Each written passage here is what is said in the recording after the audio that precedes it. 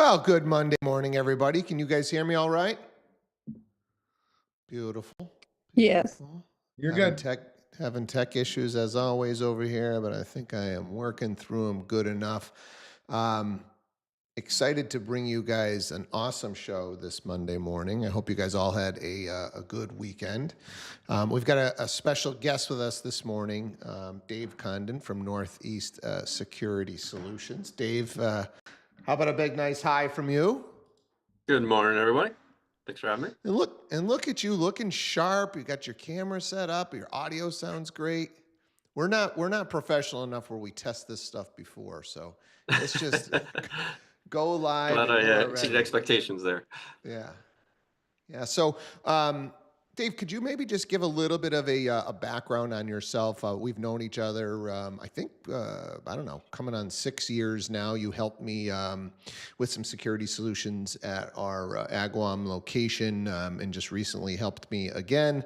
And both times it's just been amazing. So I thought we should get you on the show because I know you guys do some commercial, you guys do some residential, but not necessarily promoting what you guys do in general, but what agents should be looking for, or at least be aware of with regards to security systems, whether there's one at the house that they're showing or their clients are concerned. So maybe just give us a brief history of, kind of your business, and then we'll kind of talk on that.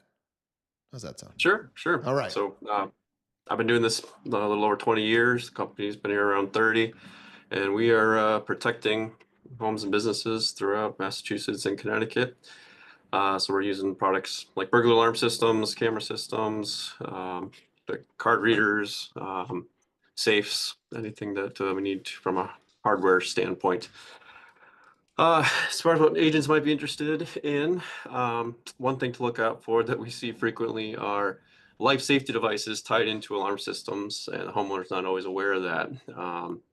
I've seen where homeowners had something beeping and they couldn't tell why it was beeping, so they took something off the wall and unknowingly disabled their life safety system. So their smoke detectors and carbon monoxide detectors weren't working anymore, and they weren't aware of that. So it's important to know if you start seeing evidence of an alarm system.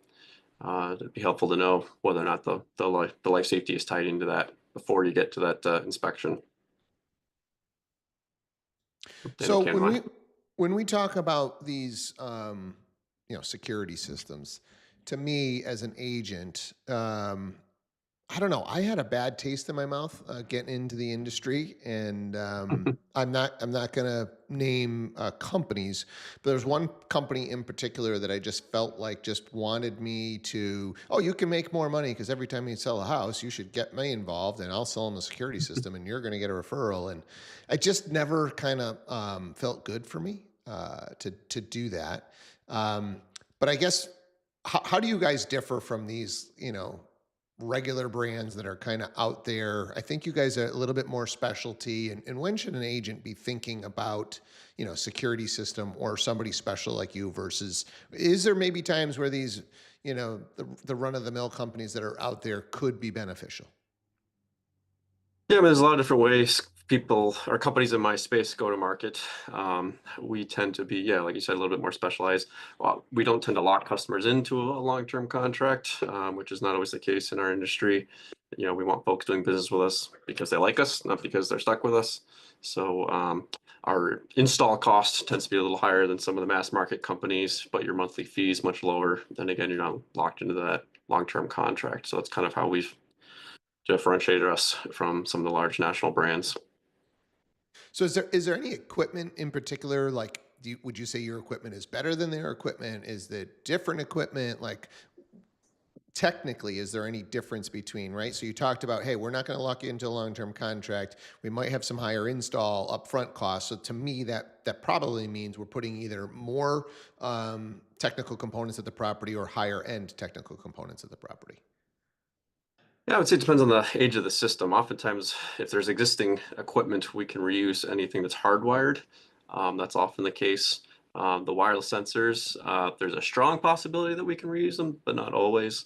Our systems, from the basic core competency of detecting an alarm happening, that tends to be pretty consistent, but maybe some of the added convenience factors that our systems can tie in A more modern system is going to have more tie into smart home features like locks and thermostats and cameras, garage door openers. The connected home you hear about.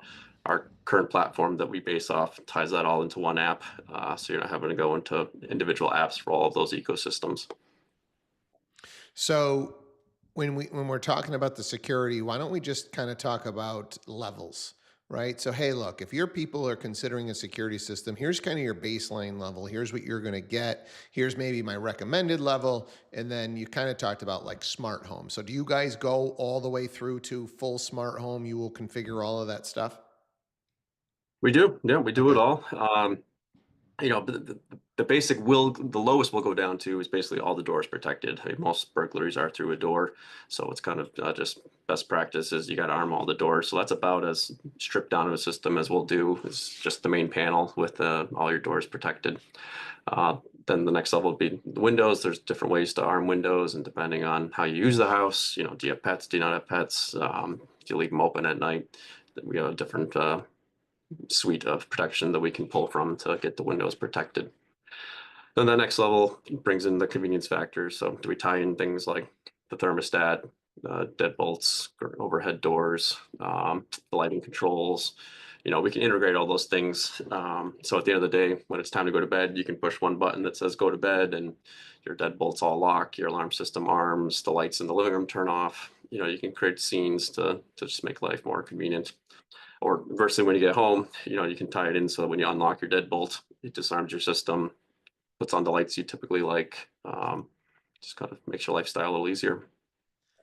Yeah, I will say a couple of the things as I've been trying to do this myself at my own residence that I'm playing with that I think are pretty convenient and maybe just as agents you guys could be aware of.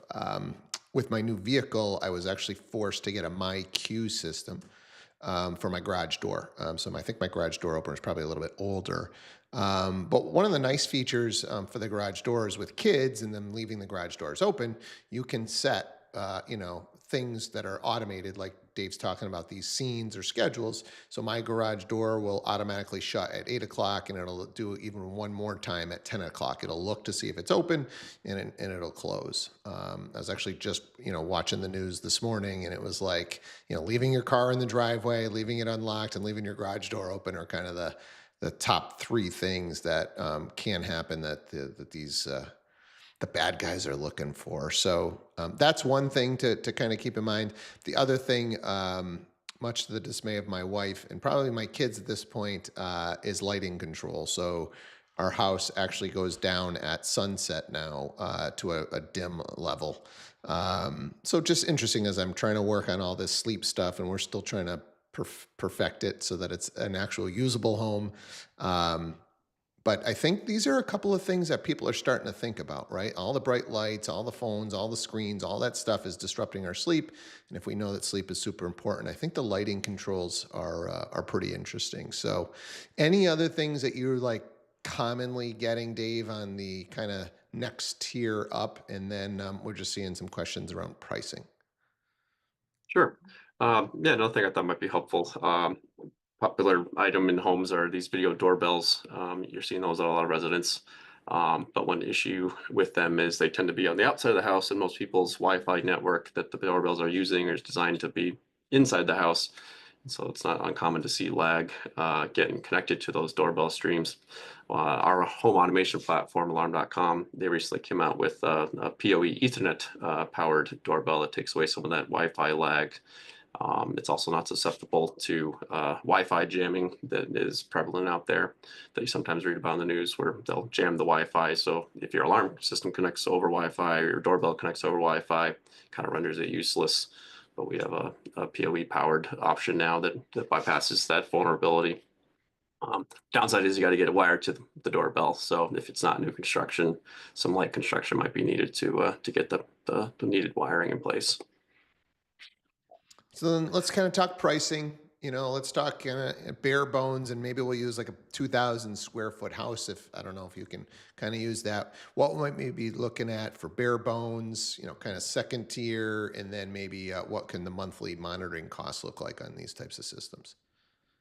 Sure. So again, we're not really going in with packages. Our systems are all custom made, but the ballpark figure, basic systems probably starting in the $1,500 range. They can get as high. I've seen somebody where they integrated all the systems where they were, over 10 grand. But I'd say the average is probably closer to 2,000, 2,500 bucks is what we're probably more typical for ballpark pricing. The life safety, if we're tying in smoke detectors and carbon monoxide detectors, that tends to add another couple thousand because we need to put one in every room, one outside of every room, all the same standards that life safety requires, whether it's monitored or not. For the packaging, if you have a working phone line, which is getting rarer and rarer, the basic monitoring is $24.98 a month.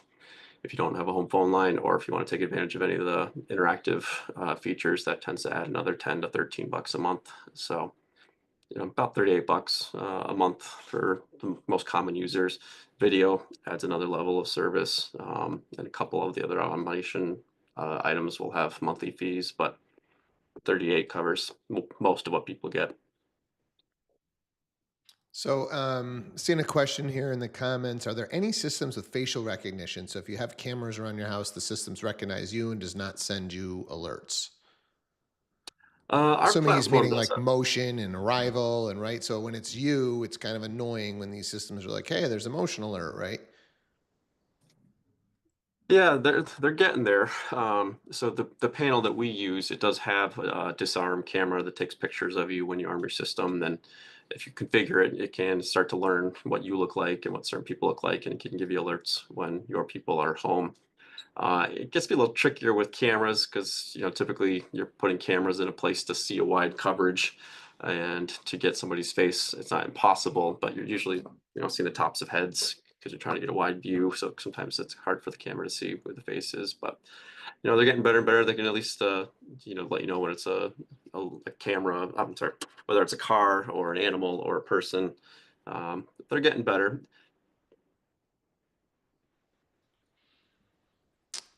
Just a question of kind of next level or any other new technology that you're seeing. So we talked about the wired stuff versus the wireless, so we can defeat the Wi-Fi jamming. Any other new tech that you're like, hey, this is coming pretty hot and heavy, and I'm seeing a lot of customers choose this? So we just had our big security show called ISC in April. One thing that they unveiled there, which I know Ring has had for a little bit, but Ring tends to be in its own ecosystem. A more generic light that you can take an existing 110-volt light and replace it with a light that's got a camera built in. And they have these red and blue flashing lights that you can have when your system is armed to kind of let folks know when the system is armed. That was kind of new and interesting. So I just want to clarify there. We're talking about replacing light bulbs with cameras. Is that what you're? Well, light fixtures. So if you have like existing outdoor floodlight, this replaces that. It's got a camera built in, but it has also auxiliary lights that can flash between red and blue, kind of like an outdoor siren. When the system goes off, you can trigger it then, or you can program it where it's on when your system is on. Gotcha. It's got different features. It's pretty new, so I haven't played with it a ton, but that was just released. So I'm seeing here, you mentioned safes. I come across safes both open and closed. Is there a typical fee to set a code if code unknown? I have one now that's open but code unknown. Yeah. Uh, so if it's an electronic safe lock and you don't have the code, that's going to vary manufacturer to manufacturer. We do subscribe to a service for safe technicians that if the feature is in the lock, we can get access to it through special codes that we have, but not every lock has that built in. If it doesn't have that built in, then sometimes we have to replace that lock. Um, we don't price them up. I don't have that pricing off the top of my head, but my gut says the pricing for an electronic lock, just the parts, somewhere in the $200 range for a new electronic safe lock. If it's mechanical, that's easier to change the combination. If the door is open, whether you have the combo or not, we can change that pretty easily. If the door is locked and you have the combination, we can get into them, but that gets pretty pricey. We do offer safe drilling services. Depending on the caliber of the safe, sometimes it's easier to just take a circular saw to the side of it if it's not a real safe. If something you got at like a Staples where it's just a small thin layer of steel on the outside. Just use conventional tools. If it's a real safe with thick hardened steel, we have all the equipment needed to drill in that properly. Any kind of preferences for the DIY person? There's Ring, there's Nest, I mean, do you have any familiarity with those products, Dave? And would you recommend one or the other? Not a ton, to be honest. We don't have a lot of interaction with them because our services don't interact with them. I know they tend to be very ecosystem closed off, where you have to stay within their line of products in order to add any additional features. Um, we get a lot of customers that are looking to upgrade after playing with that for a little bit. One issue with some of the cameras that are DIY in nature is they have limited storage, or they're only clip-based recording, and sometimes they tend to miss things if the clips aren't configured properly enough. And so we'll get a lot of customers coming to us looking to upgrade to full-blown camera systems that are recording 24/7. So we don't play with them a lot, to be honest. Martin, I can tell you just from my experience, I've gone to that Ring for my personal stuff. They're okay, but I think kind of some of the limitations that Dave's talking about are real. It's not 24/7 recording. The storages are limited. But for a baseline, and if you're fairly handy, replacing the floodlight with the video was pretty easy to do. Right. So that's what I did with all my floodlights. I just replaced them with flood with camera.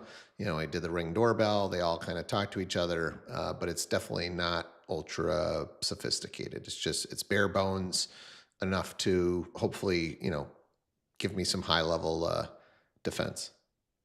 Yeah, it's like I have them around the house. So what annoys me the most is when I have the kids outside, every 30 seconds, it's sending me alerts that I have to snooze. And that's the only reason I was wondering if there's a little bit better systems out there where it's like, it kind of knows, okay, this is the family. You don't have to worry about. I want to say that on mine, I'm able to set timelines that I want to be alerted or something to that effect, because I remember those alerts getting kind of crazy. And so I think I set mine, just for kind of like the nighttime alerts. So it'll still record during the day if there's an activity, but it won't alert me. So you might want to just look into the settings. I do have a question for Dave. Do you have like the systems where you can do the panel? Let me rephrase that. Like you do a little screen on one of the walls in the wherever you want, your bedroom, living room, etc., where it shows all the cameras working at once, where it's kind of neat. It's not just like a video monitor, it's more like built in. So our main platform that we use does have kind of two configurations. If you have like an existing security system with an existing panel, it has an option to kind of take that over. And yeah, we can stream video cameras to our keypads with that system. They have to be cameras that are on the automation platform, but it can be done. Yeah.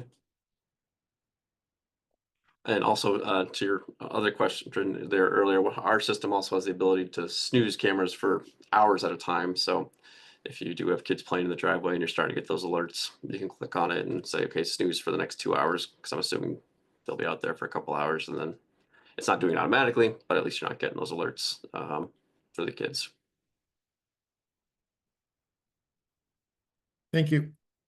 Yeah, no problem. Any other questions, guys, on security, cameras?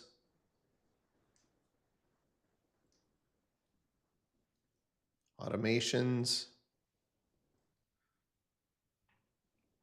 Anybody played around with any of this stuff and just have some, hey, I'm using this automation, or I'm using this setup, or I found it to be beneficial?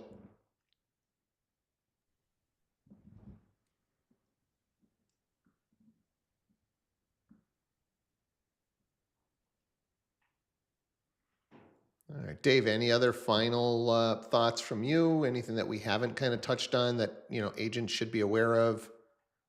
Another helpful tip: if a home does have a security system, it's not uncommon to get a discount from the homeowner's insurance policy. So I know it's not uncommon for folks that are buying a new home to be shopping for new insurance at the time. So letting the homeowner's insurance carrier know that there's an alarm system sometimes gives a discount.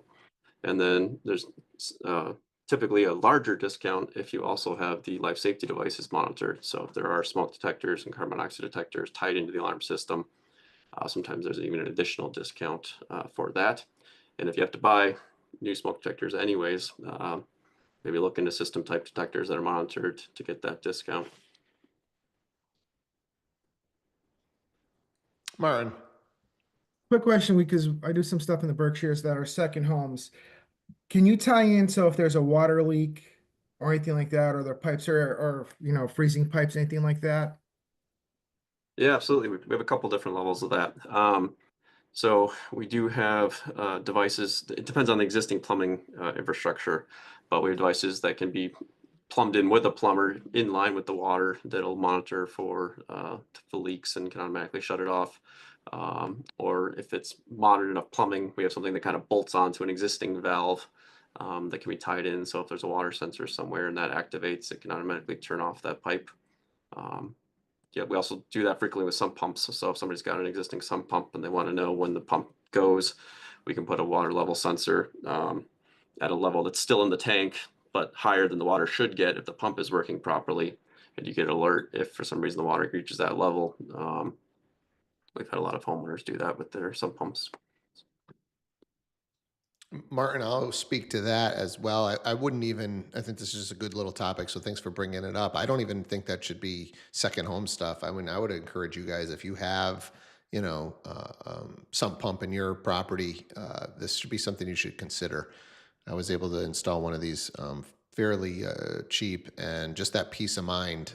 Mine is what Dave is talking about in the second tier there, where it's just a little monitor, says if the water's gone this high, something's wrong. So it's just a good little peace of mind.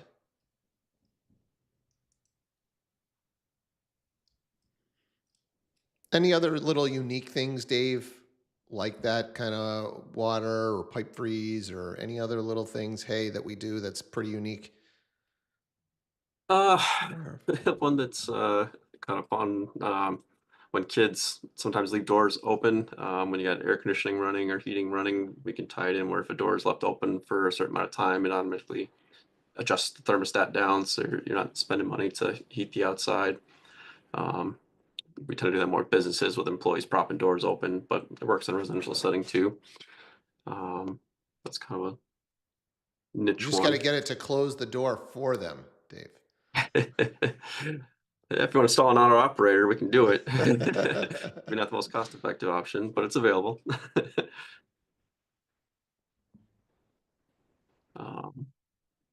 Any other Trying to think of final other niche questions ones. for Dave? We got a couple of minutes left.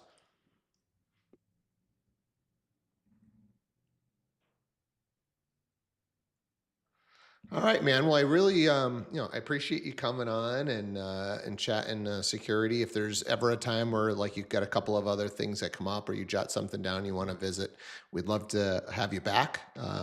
So feel free to jump on anytime. Any other just general real estate questions, guys? Anybody have something interesting happen over the weekend that you'd love to share with the group that was like a good learning lesson? Anybody have something weird going on a transaction? Anybody get an offer accepted? Want to share a win?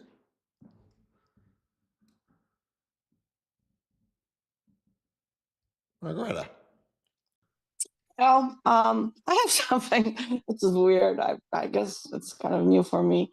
Well, it happened to me before, but like missing person, like a person who like is in a transaction. It's actually not my seller, but it's a buyer, and they want to default and get their deposit back, but they're missing. They're not responding to lender or the agent. How can they get their deposit back? The problem I have is they're within the contingency of the loan, but do they have to sign the paperwork and nobody can sign it for them, or can an attorney sign for them? So just let's get some clarity around this. You represent the seller. Yep. We've got an assigned accepted offer. We're moving forward. And then all of a sudden the buyer has disappeared. Yep. They can't seem to get a hold of him. Huh. Lender or the agent, which is like, what? Right. And this The was agent's doing the right thing because they're trying to protect his deposit, but right. it's like, we know he's missing. I don't know. He's not responding. And it was a single individual purchaser? They're actually a couple. There were two people involved with this transaction, two buyers, And and one neither of them one we is can get a hold responding. of and the other one we can't? No, both. Both have just disappeared. Yeah. Yeah, this is interesting. And I haven't seen it happen just like this. But yeah, you do have to, I mean, I guess, read your contract. But your standard contract does state that the buyer has to make every effort to try and obtain the loan. You can't just back out. So this one's going to be interesting. I don't know if anybody else, because like we had a situation where the person died during a transaction. And in theory, I believe the seller could have kept that deposit on that transaction. The seller ultimately decided not to. But if I'm remembering correctly, and I could be wrong, and correct me if somebody knows better, I believe that the seller could have retained that because the buyer did not fulfill their obligations to try and move forward. So, Was that my transaction, Steve? did you have that happen? Well, it was. There was a transaction where the gentleman went to Las Vegas and was in one of those little two-seater cars, hit the wall and died. And Okay. he was the only one on the loan. The wife was not on the loan. She wouldn't have been able to afford it anyways, but we were past the time where the seller could have absolutely kept it. And of course, they did not. There's a special place in hell for someone that would keep the deposit on that wife that's left with two kids. But yeah, they absolutely could have. Yeah, Yep. that's That was like 4 years ago. yeah. Yeah, I feel like I've had this happen a few times. So yeah, I think it's, again, like you said, the conscience of the person that retains it, but technically that these contracts say that the buyer's got to move forward. So um, yeah, Margaretta, I would just work with the attorneys to see, but I definitely don't think this is a situation where you're just going to release that deposit, That's how I feel about it, especially like, how are they going to go after this if they don't even care at this Yeah. point? I mean, and the agent's obviously telling them, I even said, hey, tell them you're going to charge for your contract fee because, technically now we have a contract with them and aren't they responsible for your commission? If you're disappearing, we're under contract, you should be paying me. Yeah. You could technically go after them. Yeah, And in I theory, don't even on the buy side, the buyer's agent would have, hey, we put together a deal, and a lot of these contracts say that doesn't necessarily have to close, right? We have to structure a deal. So yeah, it's an interesting it's a one. lot of money. Could there be an argument that, hey, look, given the market, given this, that, and the other, I'm going to lose X, Y, and Z. Maybe that seller retains a portion of that deposit. But this will be an interesting one to follow. So, please keep us updated. Martin, I saw your hand up. I'm just confused how they could retain, like, you can't really go through the process. They passed away. Is it just because we're after the clear to close or I believe that what's going to happen in that scenario, right? So in order for because this is a good point, in order for those funds, for the broker to release those funds, both parties would have to agree to the release and termination of the deal. And so if you've got a party that can't agree to that, right, then what happens is it can go to the courts. And I think at that point, technically, that's where the courts are going to rule that the buyer did not perform their end of the bargain, right? And so the court would then turn those funds over. So, yep, all right, thank you. yep. Romani, Can you represent two buyers and submit two offers in parallel for a same property? yep. You can absolutely do that. Our recommendation is always that you're disclosing to both parties exactly what's going on. Make sure both parties are aware and okay with it. A lot of times what you'll see agents do is just refer one of the buyers to somebody in their office just for the purposes of writing the offer, right? If that offer were to get accepted, they would then take over the file and see it through to the close. But when, some agents just don't feel comfortable when they've got two clients in that position, but absolutely you could do it.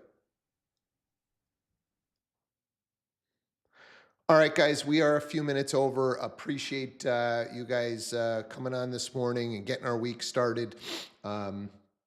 Like we talked about last week, we're not going to put the trainings up, at least for the foreseeable future. So instead of taking a training, please go out and take action. That is a message that I want to drive home to all of you guys for the foreseeable future.